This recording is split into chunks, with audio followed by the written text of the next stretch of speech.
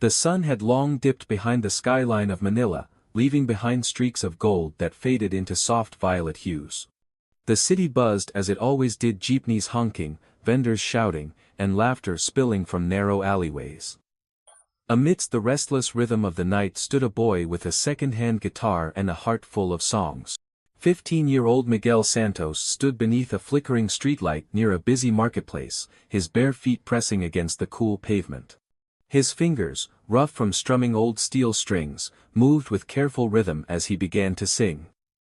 The first few chords trembled softly in the humid air, almost swallowed by the noise of the street. But then came the voice. It was low, smooth, and hauntingly familiar, a sound that carried the soul of another time. When Miguel sang, wise men say, only fools rush in.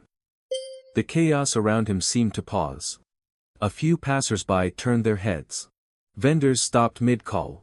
Even the stray dogs nearby seemed to settle quietly, as if sensing something sacred. Across the street, his mother, Teresa, watched from her small food cart. The soft light from her kerosene lamp flickered across her face, revealing lines that shouldn't have belonged to someone in her 40s. She sold rice meals and soup to office workers and taxi drivers, earning just enough to keep their small apartment and buy her diabetes medicine.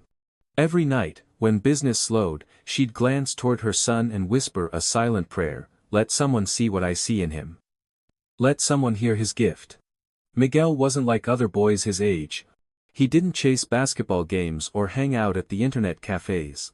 He spent most evenings listening to old recordings of Elvis Presley that he had found in a thrift shop, cracked CDs and scratched DVDs that still played faintly if you handled them with care.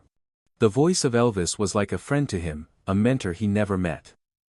There was something in those songs, loneliness, hope, and truth that he understood deeply. But Miguel didn't sing for fame. He sang for something much simpler.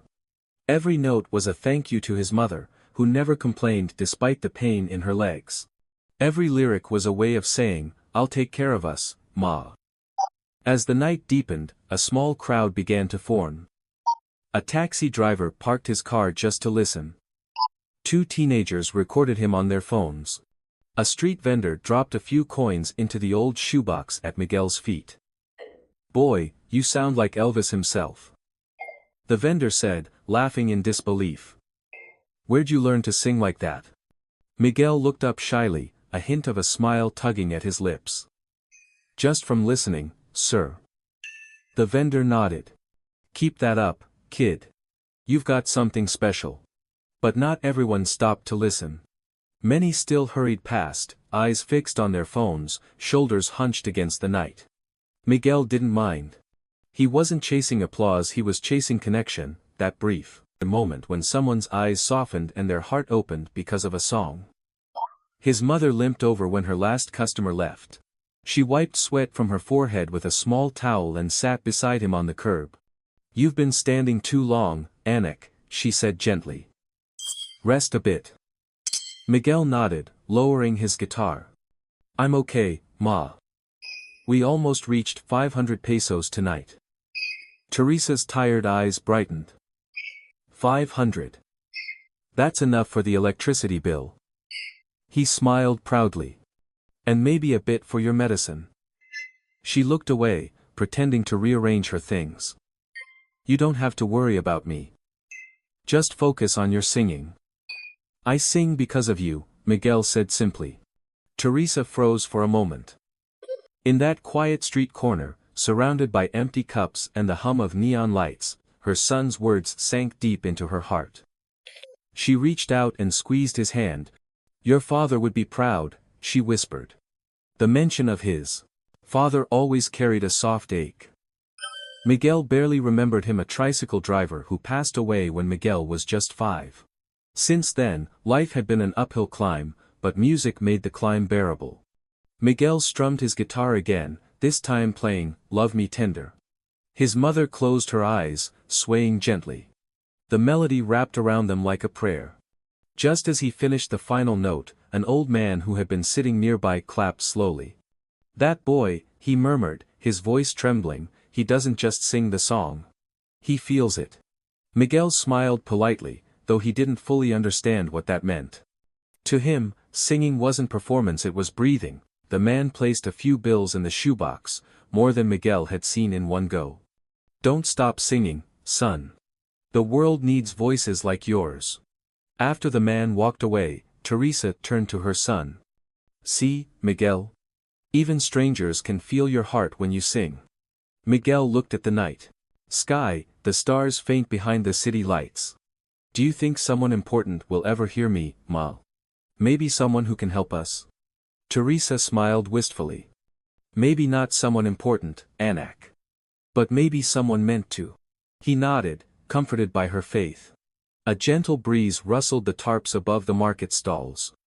The streetlight flickered once more, casting a halo over Miguel as he began another song. His voice echoed down the alleyway, warm, timeless, pure.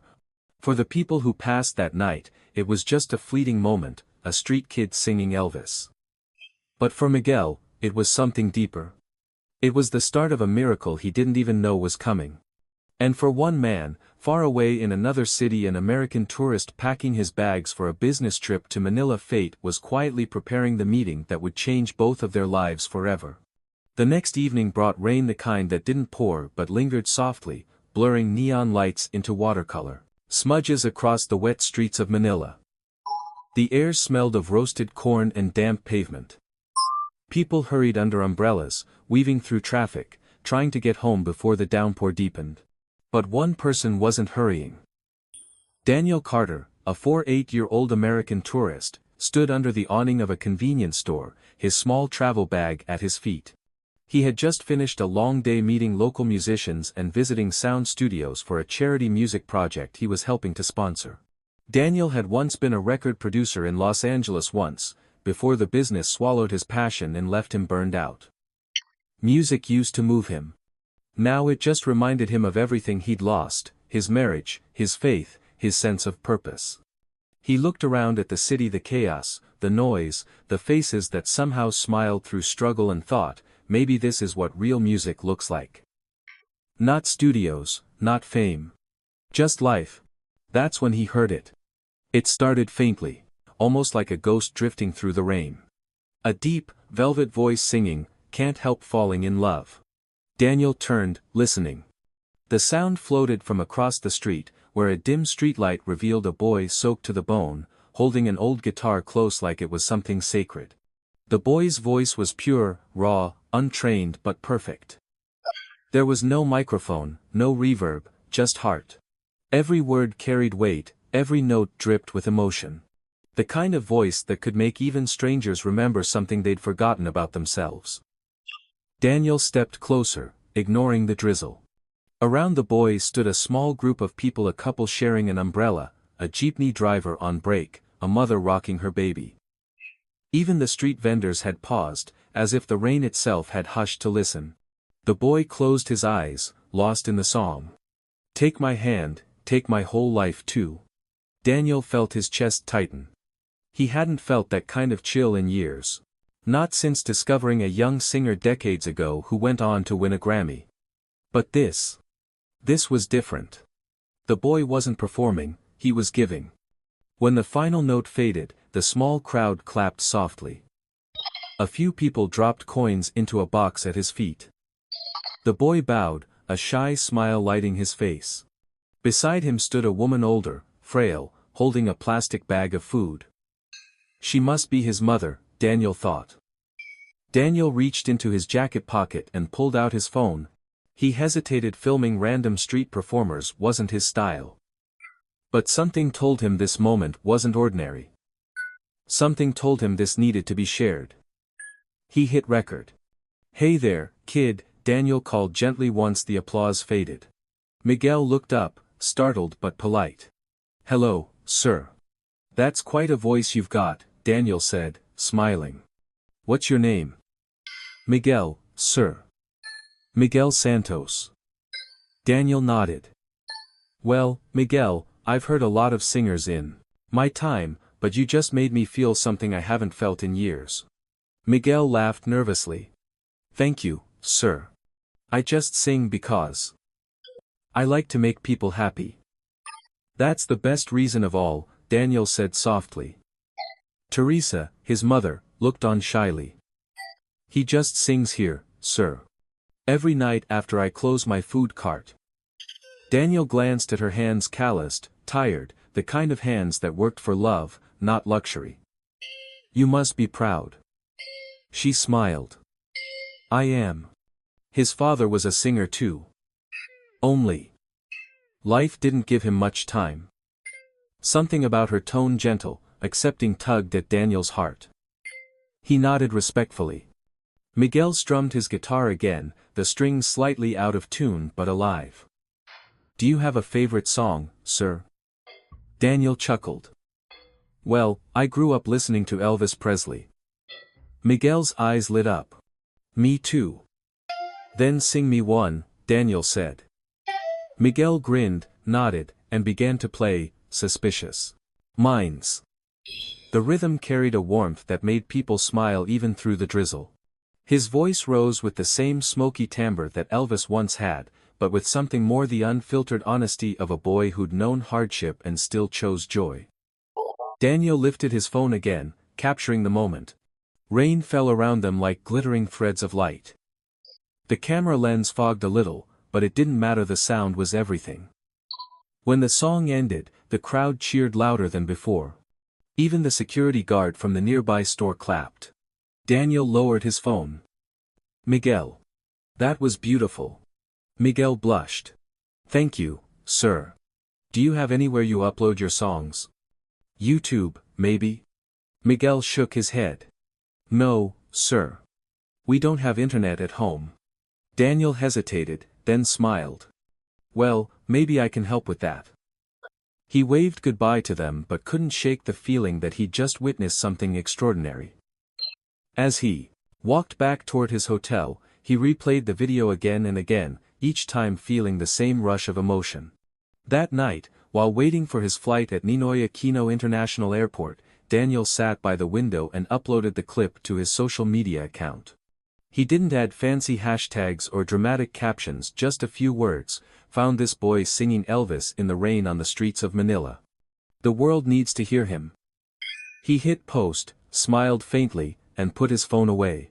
As his flight took off, he looked down at the twinkling city lights below, unaware that somewhere out there, a boy named Miguel was packing up his guitar, humming softly, and dreaming only of helping his mother live another day. He had no idea that the world was about to know his name. By morning, Daniel's post had reached 1,000 views.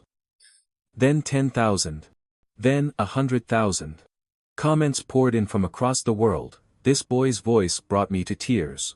He sounds like Elvis came back to life. Someone find him, he deserves a record deal. While Daniel slept on his long flight home, the video spread like wildfire. It was shared by musicians, celebrities, and even an official Elvis Presley fan page. And back in Manila, as Miguel tuned his old guitar again under the same flickering streetlight, a stranger approached him, phone in hand, eyes wide with excitement. Hey, kid, the man said breathlessly. You're on the internet. The whole world's talking about you. Miguel blinked in confusion, glancing at his mother. Me? The man nodded eagerly, showing the screen Miguel's face singing under the rain, millions of views climbing by the minute. For a moment, Miguel just stared, stunned. His mother covered her mouth in disbelief.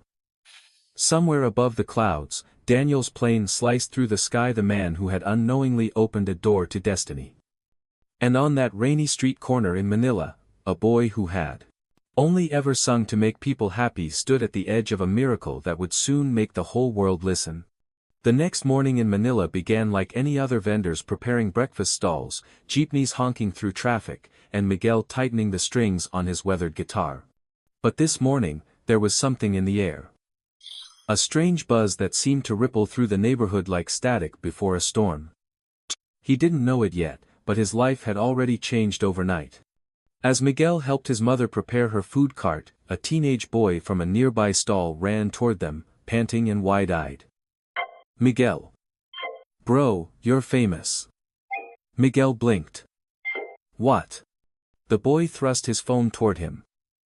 On the screen was a video, grainy, filmed under the rain. Miguel's face filled the frame, his eyes closed, his voice rich and trembling with emotion as he sang, "Can't Help Falling in Love." Above it, in neat white letters, were the words, "The Filipino." Elvis singing in the rain. Miguel frowned, confused. "Where did you get this?" "Everyone's watching it, man. It's all over Facebook and YouTube. Millions of views already." His mother, Teresa, leaned closer, squinting at the phone. Her breath caught when she saw him, her son, on a screen viewed by the world. She clasped her hands over her mouth. "Dios co." Miguel laughed in disbelief. This can't be real. But as the morning went on, more people came. Some brought him food, others coins, some just smiles. A group of schoolgirls approached shyly, asking for a selfie. "We saw your video, Kuya Miguel." One of them squealed. "You made my mom cry." He smiled awkwardly, unsure how to react. All his life, he had been invisible, a boy singing on a street corner. Now people recognized him everywhere he went. Back in America, Daniel Carter sat in his apartment, bleary-eyed from jet lag. He reached for his phone and froze. His notifications had exploded. Dozens of messages, hundreds of shares, his post about the boy in Manila had gone viral. "Holy!" he whispered, scrolling through the comments. "Who is this kid? His voice is pure soul. Someone get him on a stage now. This made me believe in music again." Daniel leaned back, stunned. It wasn't just a popular clip, it was a phenomenon. News outlets were already sharing it: BBC, CNN, Philippines, ABS-CBN.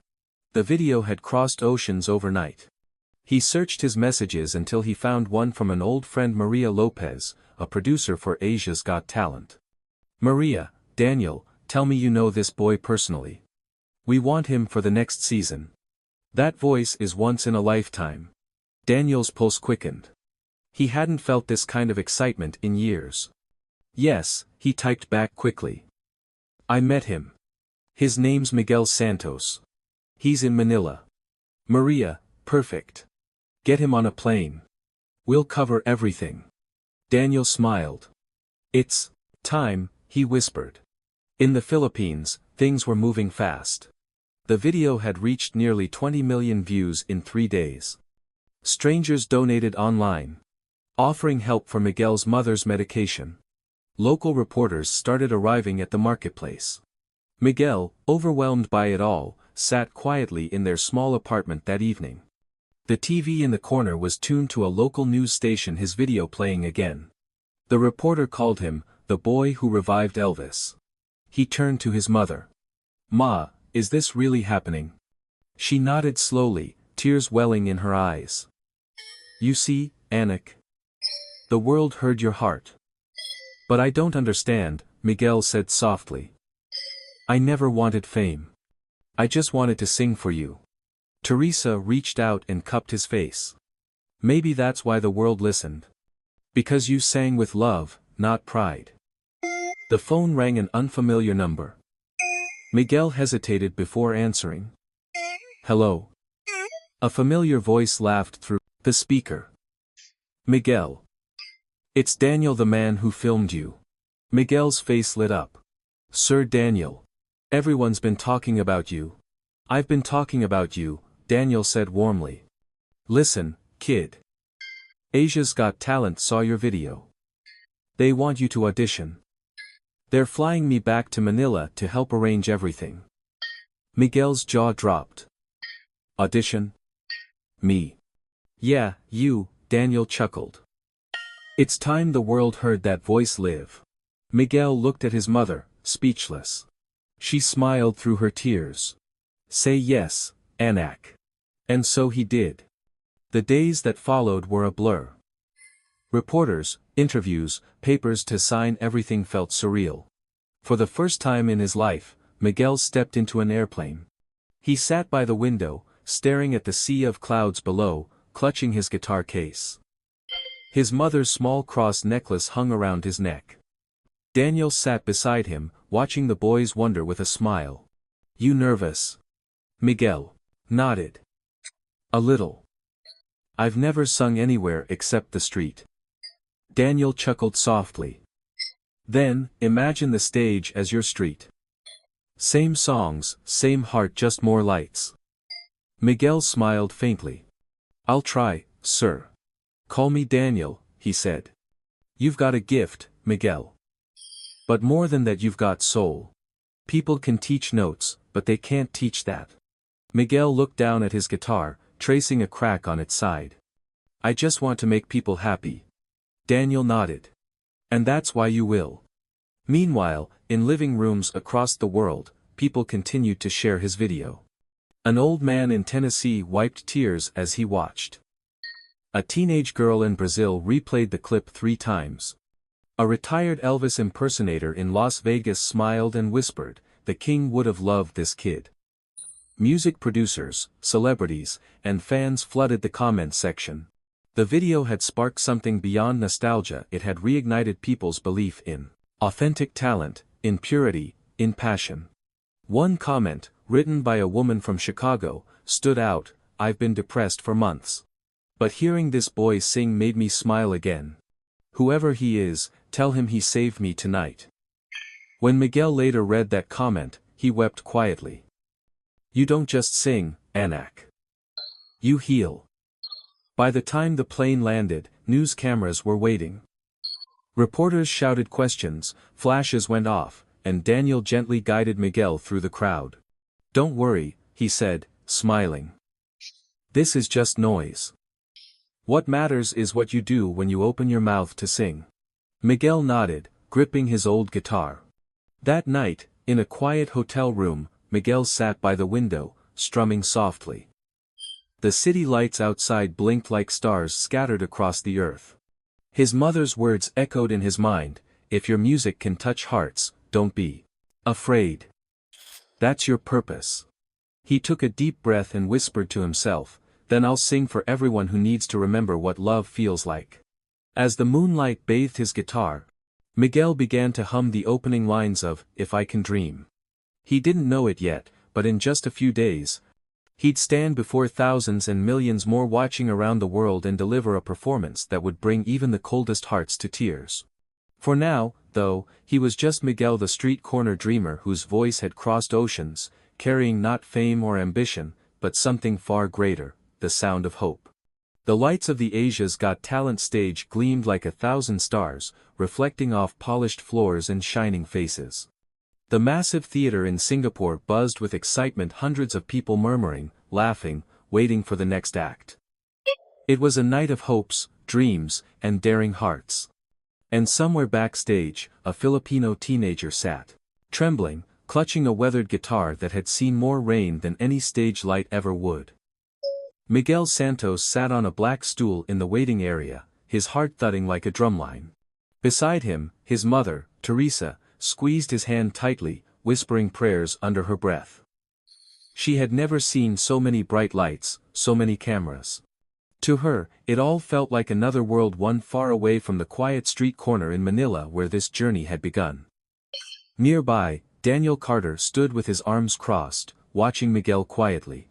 He had seen countless artists before, trained professionals with voices polished by fame, but something about Miguel was different. He wasn't here to win, he was here to give. You'll be great, kid, Daniel said softly, resting a reassuring hand on Miguel's shoulder. Miguel looked up, eyes wide with both awe and fear. Sir, I don't know if I belong here. Everyone looks perfect. Daniel smiled gently. They look perfect, yes. But you sound real. Don't forget that. Miguel took a deep breath and nodded. When the stage manager called his name, his stomach flipped. He rose slowly, his legs trembling beneath him. Teresa touched his arm one last time. Sing with your heart, Anak. Just like always. And with that, Miguel walked out into the blinding light. The host's voice echoed through the arena, please welcome. From the Philippines, Miguel Santos. A polite wave of applause followed. On the judges' panel sat Simon Cowell, David Foster, and Angun, each curious, each with that look of seasoned expectation, the kind that measured artists before they even opened their mouths. Miguel stepped to the center of the stage, his shoes squeaking slightly against the floor. The microphone loomed before him like a mountain. Simon leaned forward. "Hello there. What's your name?" "Miguel Santos, sir," he said softly, his accent clear, his voice trembling. Simon smiled kindly. "And where are you from, Miguel?" "From Manila, Philippines." "And what will you be doing for us tonight?" "I'll be singing one of Elvis Presley's songs," Miguel replied, gripping his guitar tightly. That caught their attention. Elvis songs were sacred to many and nearly impossible to pull off. Simon raised a brow. "Elvis? That's a big name to take on, young man." Miguel nodded nervously. "Yes, sir. But his songs, they give me hope." Something in his tone made the audience quiet down. Even the murmuring stopped. The lights dimmed. The backing band stood ready. Miguel adjusted the microphone, swallowed hard, and whispered to himself, "This is for you, Ma." Then, the first note began. A haunting instrumental intro filled the hall, the opening chords of "If I Can Dream." Miguel's voice entered softly, trembling but true. There must be lights burning brighter somewhere. The sound was like velvet, rich, deep, filled with longing. It wasn't imitation, it was resurrection. His tone carried the same warmth and ache as Elvis, yet the sincerity of someone who had lived every word. The camera zoomed in, his eyes closed, his lips trembling with emotion. Behind the judges, the crowd leaned forward, spellbound. As the song rose, so did his confidence. Each lyric came stronger, steadier. "If I can dream of a better land, where all my brothers walk hand in hand." People in the front row wiped tears.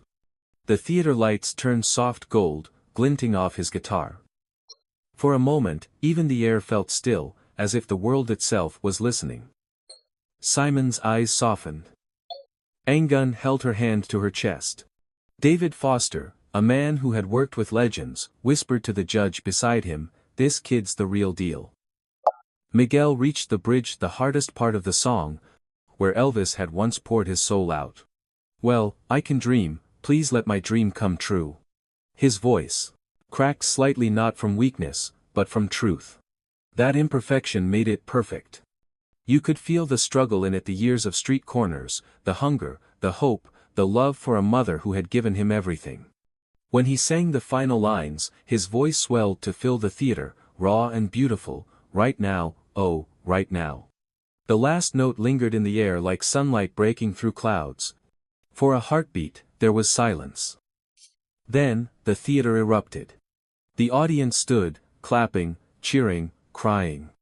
The noise was thunderous, but Miguel stood frozen, breathing hard, tears slipping down his cheeks.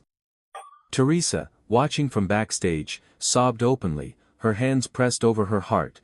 Daniel had tears in his eyes too, whispering, "You did it, kid, you really did it." Simon Cowell, the man known for his unflinching critiques, stood slowly and clapped. "Miguel," he began, his voice softer than usual, "I've heard thousands of singers try to cover Elvis Presley. But you didn't copy him. You channeled him. You made us feel what he stood for: hope, love, and soul." Miguel's lips quivered. "Thank you, sir," he said, barely audible. Angun wiped her tears. "You remind us why music exists," she said. "It's not just sound, it's heart. And you have one of the biggest hearts I've ever heard." David Foster smiled broadly. "I've produced for some of the greatest voices in history, Miguel. And I can tell you, your voice, it doesn't just come from your throat. It comes from somewhere divine." The crowd roared again, chanting his name, "Miguel. Miguel." He looked toward the side stage where his mother stood, crying and smiling through her tears. He pointed at her, whispering, "That's for you, Ma." Teresa mouthed back, "I know." The hosts rushed on stage, congratulating him. Cameras flashed, lights swirled, confetti began to fall. But amidst the chaos, Miguel stood still, overwhelmed. He looked around the stage, the crowd, the world that had suddenly opened its arms to him and realized this wasn't just his dream coming true. It was their dream, his mother's, Daniel's, and everyone who had ever been unseen and unheard.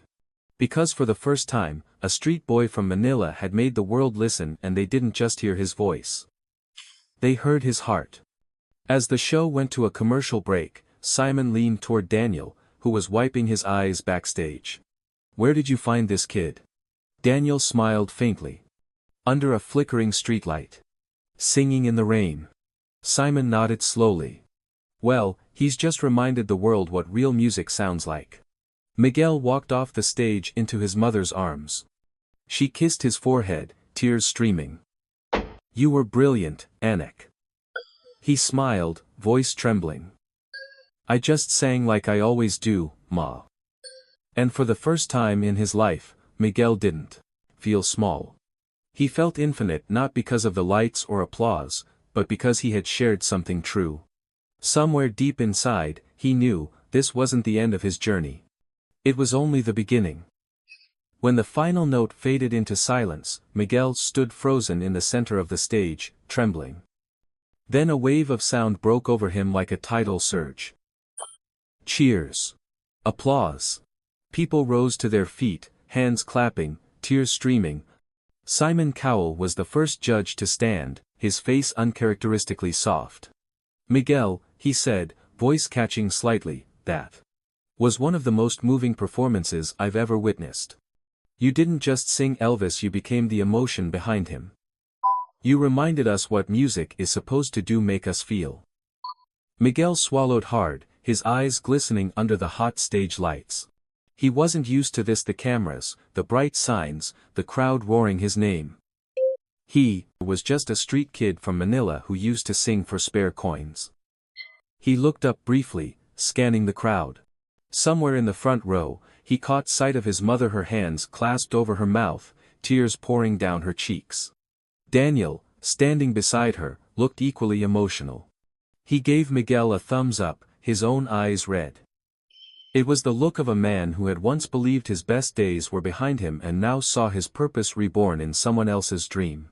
When the host approached with a microphone, Miguel's hands shook slightly. "Miguel," she said warmly, "the world is watching right now. Millions of people have just seen what you can do. How does it feel?" He took a deep breath. For a few seconds, the boy who had just stunned the world fell quiet. Then he spoke softly, his Filipino accent tender and clear. "I feel thankful," he said. "Because when I sing, I remember why I started, for my mom. For the people who believe in dreams.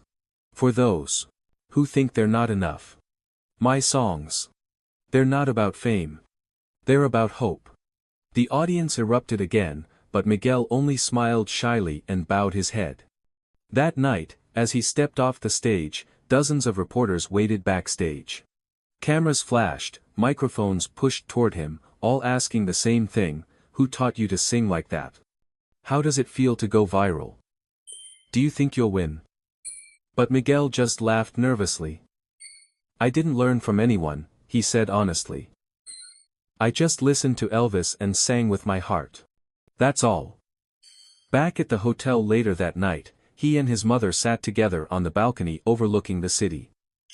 The neon lights of Singapore reflected on the nearby water, painting everything gold. For the first time in a long time, his mother looked peaceful. "You did it, Anik," she said softly, brushing a strand of hair from his forehead. "You gave them your heart." Miguel leaned against her shoulder. "Ma," he murmured, "do you think Papa heard me?" His mother smiled through her tears. "Oh, I know he did. He's the reason you sing like that." They fell silent, listening to the faint hum of the city, the sound of possibility stretching far beyond the horizon. The next morning, Miguel's phone wouldn't stop ringing. Notifications poured in like rain: interviews, messages, sponsorship offers, even letters from music schools abroad. His video had already surpassed 200 million views overnight. The comments section overflowed with emotion: "This kid reminded me of my dad. We used to listen to Elvis together. Now I'm crying. He's proof that talent doesn't need fame, just soul." From Manila to the world, this boy gave us hope again. One message stood out. It was from an elderly woman in Tennessee. I saw Elvis perform in 1972. I never thought I'd hear that voice again, until I heard you, Miguel. Thank you for bringing him back and for bringing back my memories. Miguel read it aloud, his voice trembling. His mother reached for his hand. See, Anak. You've touched hearts across the ocean. He smiled, but his eyes shimmered with disbelief. All I wanted was to buy your medicine, he said quietly. She chuckled through her tears. And look where your love took you. Weeks passed, and Miguel returned home to Manila a different boy, though his heart remained the same. Crowds gathered at the airport, cheering his name. Children from nearby barangays held up cardboard signs, Our Elvis. And proud of you, Miguel.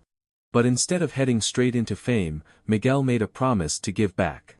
With Daniel's help, he launched a small music foundation for street children, teaching them how to sing, play instruments, and dream beyond the sidewalks that once held him captive. Every weekend, he'd sit on the same street corner where it all began, not to earn money anymore, but to sing with the kids who once stood beside him. His guitar, now worn from years of use, still carried the same warmth. Tourists passing by would recognize him and ask for photos. He always said yes, but he'd gently point to the children first. Take a picture with them, he'd say. They're the next voices you'll hear. One day, Daniel joined him again, watching quietly as the kids sang, Can't Help Falling in Love. The sound was imperfect, a mix of giggles, wrong notes, and joy, but it was real. You could be performing in Vegas by now, Daniel said half-jokingly. Why stay here? Miguel looked up at the sky, his eyes soft. Because this is where the music started, he said. If I ever forget this place, I'll lose the reason I sing. Daniel nodded, smiling with quiet respect. You've got more wisdom at 15 than most singers twice your age. Miguel laughed. It's not wisdom, sir. It's just gratitude. Months later, an international documentary crew visited Manila to film his story from the street corner to the global stage. When they asked what message he wanted to send to the world, Miguel looked straight into the camera. He said, sometimes, you don't need to be rich or famous to make a difference. You just need to give what you have, even if it's just your voice. That line became the heart of the film's message. It inspired millions who had forgotten their own dreams, reminding them that compassion and art have no borders. Years later, long after the fame settled and the lights dimmed, Miguel continued to sing in hospitals, orphanages, and small-town plazas. His mother, healthier now, often joined him, sitting proudly in the front row. Whenever people thanked him for reviving Elvis's spirit, he'd always correct them with a gentle smile. I didn't bring Elvis back, he'd say. I just reminded people of the kindness he sang about. And as his voice filled the night air, deep, soulful, timeless, it wasn't just a song anymore. It was a bridge between hearts, a melody that carried love from one life to another. Because in the end, Miguel didn't just sing like Elvis. He sang for everyone who ever needed hope.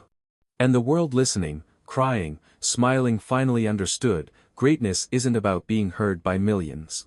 It's about touching one soul deeply enough to change everything.